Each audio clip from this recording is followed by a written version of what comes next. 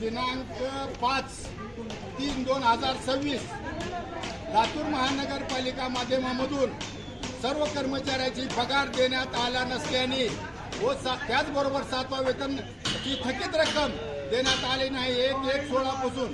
तर त्याकरिता लातूर महानगरपालिकेचे सर्व कर्मचारी व सेवानिवृत्त कर्मचारी सर्व उपस्थित होऊन लातूर महानगरपालिकेचे माननीय आयुक्त साहेब व उपायुक्त साहेब व महापौर साहेब यांना सर्वांना विनंती अर्ज देण्यात आलेले आहे।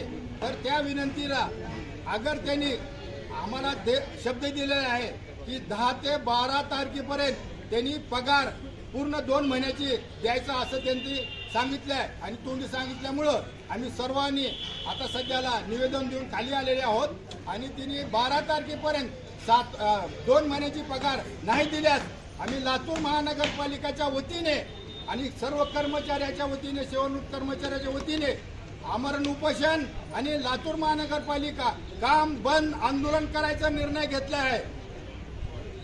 सर्वांच्या संघटनेच्या वतीने हम सब एक है, हम सब एक है। आमची पगार झालीच पाहिजे, आमची पगार झालीच पाहिजे, आमची पगार झालीच पाहिजे, आमची पगार झालीच पाहिजे। नाही